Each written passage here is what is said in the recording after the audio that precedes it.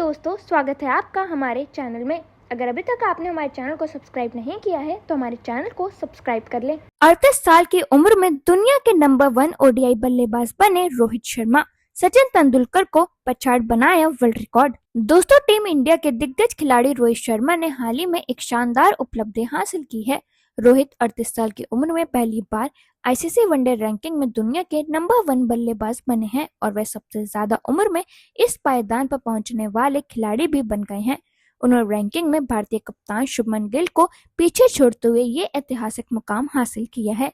Australia के खिलाफ खेले गए शानदार पारियों के दम पर रोहित ने नंबर 1 रैंकिंग हासिल की है। दोस्तों, रोहित शर्मा ने महान बल्लेबाज सचिन तेंदुलकर को पछाड़कर वर्ल्ड रिकॉर्ड बना दिया है। रोहित ने 38 साल और 182 दिन की उम्र में आईसीसी वनडे रैंकिंग में नंबर 1 पायदान हासिल किया है। वहीं सचिन ने ये कारनामा 2011 में 38 साल और 73 दिन की उम्र में टेस्ट क्रिकेट में किया था।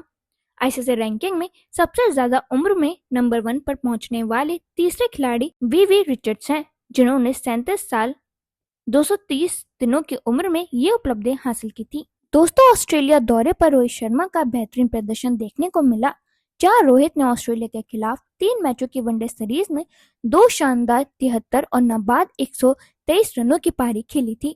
इस प्रदर्शन के बाद ही वे वनडे रैंकिंग में छलांग लगाते हुए नंबर 1 पर पहुंच गए हैं।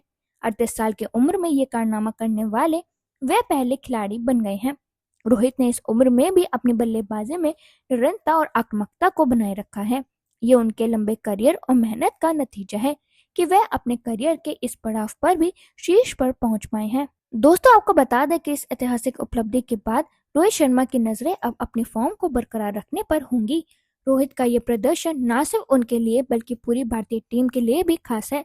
अब ये देखना दिलचस्प होगा कि रोहित शर्मा अपने नंबर 1 के ताज को कितने समय तक बरकरार रख पाते हैं। वहीं दोस्तों, अब अगर हम विराट कोहली की बात करें तो ऑस्ट्रेलिया के खिलाफ तीसरे वनडे में विराट कोहली ने रोहित शर्मा के साथ नाबाद 168 रनों की साझेदारी कर भारत को 9 विकेट से जीत दिलाई थी। कोहली ने 81 गेंदों में 74 रन बनाए थे। हालांकि आईसीसी रैंकिंग में विराट कोहली को नुकसान हुआ है। दरअसल इस मैच में पहले 2 वनडे में विराट कोहली लगातार डक आउट हुए थे। इतिहास में पहली बार हुआ था जब विराट कोहली 2 वनडे में लगातार 0 पर आउट हुए हों। दोस्तों, आपको बता दें, आईसीसी की ओडीआई बैटिंग रैंकिंग में विराट कोहली को एक स्थान का नुकसान हुआ है। वे 5वें से 6ठे नंबर पर आ गए हैं। उनके 725 रेटिंग पॉइंट हैं। वनडे में टॉप 10 बल्लेबाजों में 4 भारतीय शामिल हैं।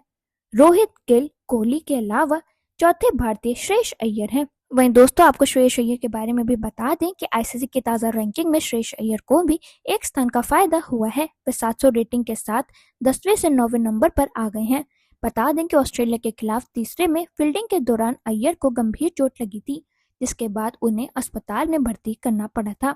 अभी भी वे अस्पताल में हैं, लेकिन उनकी हालत में सुधार हो गया है। वहीं दोस्तों, अब अगर हम ओडीआई के टॉप 5 की बात करें तो रोहित शर्मा के बाद इस लिस्ट में आते हैं इब्राहिम जदरान।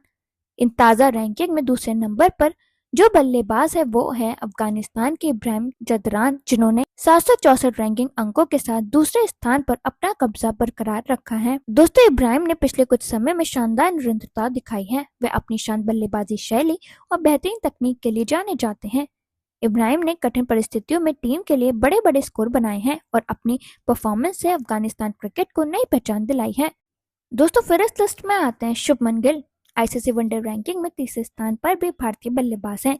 ये बल्लेबाज भारतीय कप्तान शुभमन गिल हैं, जिनके 745 पॉइंट्स हैं। वो 2 स्थान फिसल गए हैं और रोहित शर्मा ने उनकी जगह ले ली है। दोस्तों, शुभमन गिल ने पिछले 1 साल में वनडे क्रिकेट में अपनी रणनीति और क्लास से सबका ध्यान अपनी ओर खींचा है। वे नई पीढ़ी के उन बल्लेबाजों में से एक हैं जो बड़ी पारी खेलने की क्षमता रखते हैं। गिल की कवर ड्राइव और टाइमिंग उन्हें एक खास बल्लेबाज बनाती है। हालांकि रैंकिंग में गिरावट आई है, लेकिन उनकी शैली और आत्मविश्वास को देखकर लगता है कि वे जल्द ही फिर से शीर्ष स्थानों पर वापसी कर सकते हैं। दोस्तों, फिर इस लिस्ट में आते हैं Babar Azam. ICC one day ranking में चौथे नंबर पर है पाकिस्तान के बल्लेबाज बाबर आजम, जो इस समय बेहद खराब फॉर्म से जूझ रहे हैं। बाबर आजम 739 रेटिंग पॉइंट के साथ चौथे नंबर पर कायम है। दोस्तों, बाबर आजम को आधुनिक क्रिकेट का सबसे क्लासिक बल्लेबाज माना जाता है। उनके बल्लेबाजी में टाइमिंग, संतुलन और शॉट चयन की झलक अक्सर देखने को मिलती है। हालांकि हाल के कुछ मैचों में उनका फॉर्म उतार चढ़ाव भरा रहा है, लेकिन बाबर के पास वापसी की क्षमता और अनुभव दोनों है। क्रिकेट विशेषज्ञों का मानना है कि एक बड़ी पारी उनकी लय को फिर से वापस ला सकती है, इसलिए ये देखना दिलचस्प होगा कि आने वाली सीरीज में वह कैसा प्रदर्शन करते हैं। दोस्तों, फिर इस लिस्ट में आते हैं डेरिल मिचेल। न्यूजीलैंड के बल्लेबाज डेरिल मिचेल इन रैंकिंग में 5वें नंबर पर हैं। उनको एक स्थान का फायदा हुआ है। मिचेल के इन रैंकिंग में 734 रेटिंग पॉइंट्स हैं।